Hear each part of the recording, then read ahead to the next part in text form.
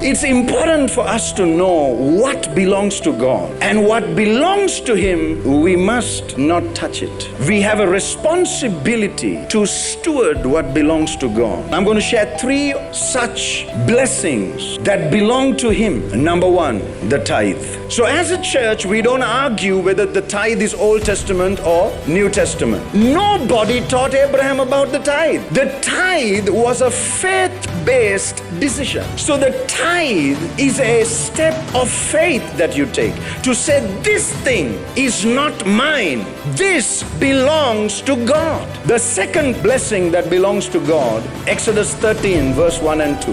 The child that opens the matrix of the womb, the first one. See, in a generic sense, every child is a blessing from God.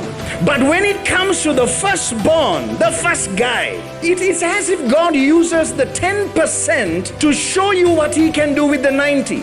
In the same way, He chooses to show Himself in the firstborn in a way that He wants to show Himself in the other children. If you are the firstborn, you are the prototype, you are the red tag sample, you are the exhibit of what God wants to do with the rest of your family. You're the curse breaker, you're the financial deliverer, you're the one that walks in divine health to say to others in the family, look at me, if God can do this with me, He can do it with you. The firstborn belongs to God. Third one, 1 Corinthians chapter 6. What belongs to God?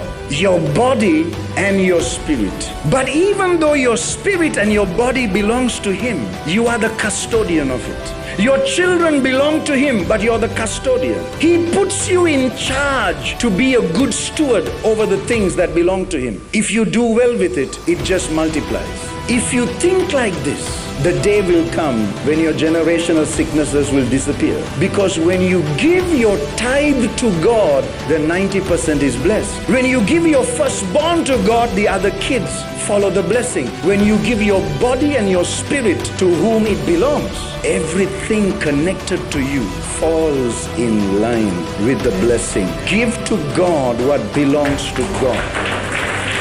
Prophet Jerome, more than just words.